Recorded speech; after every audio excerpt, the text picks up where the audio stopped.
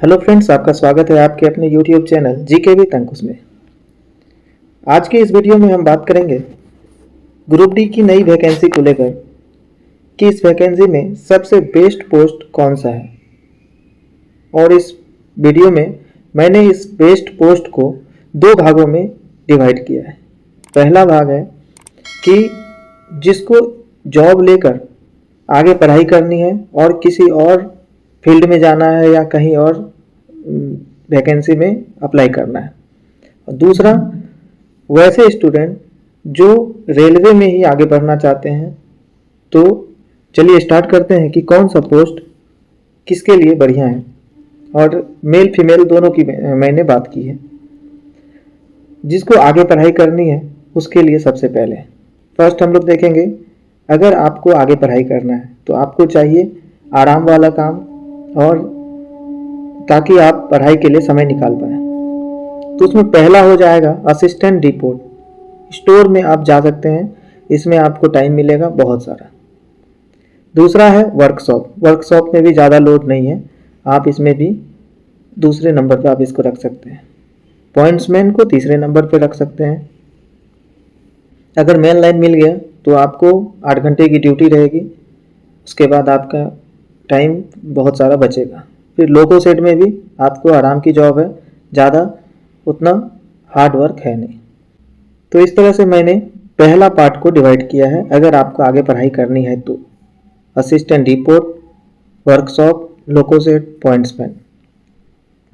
अब अगर आपको रेलवे में ही रहकर आगे बढ़ना है तो इसमें भी दो तरह से मैंने डिवाइड किया है।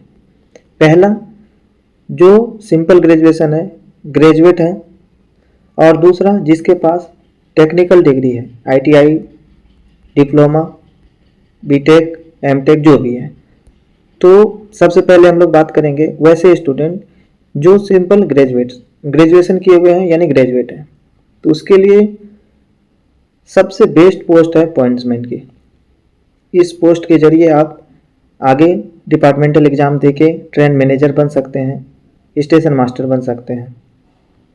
क्योंकि पॉइंट्समैन ही एक ऐसा पोस्ट है, इसमें आपको एलडीसी के थ्रू, लिमिटेड जो डिपार्टमेंटल कोटा होता है उसके थ्रू आपको मौका मिलता है।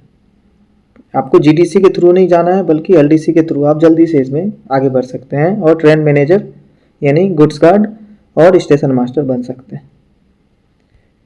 इसके अलावा अगर आपके पास टेक्निकल डिग्री है तो आप वर्कशॉप, लोको सेट, एसएनटी ये सब डिपार्टमेंट में भी जा सकते हैं। अगर आपके पास टेक्निकल डिग्री है तो आप इसमें एएलपी आराम से बन सकते हैं, क्योंकि टीडीसी के जरिए जो वैकेंसी निकलती है उसमें सीटें खाली रह जाती है और स्टूडेंट मिलते नहीं हैं।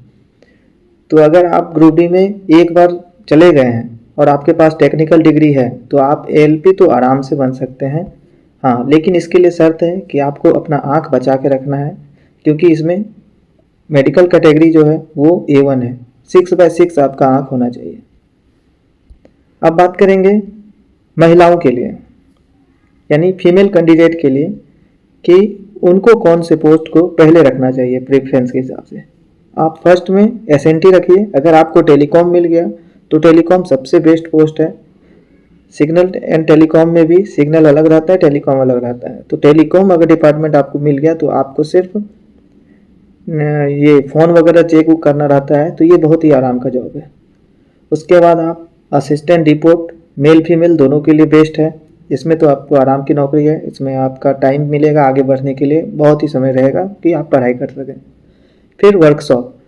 वर्कशॉप में भी आप बहुत सारे वर्कशॉप हैं, मैकेनिकल वर्कशॉप है, इलेक्ट्रिकल वर्कशॉप है, टीएल एंड एसी यानी ट्रेन लाइट और एसी के लिए भी दो तरह के पोस्ट होते हैं। एक होता है ऑपरेशनल यानी कि आप ट्रेन में रहेंगे, और दूसरा वर्कशॉप जहाँ पर कि ये सब चीज़ें ठीक होती है।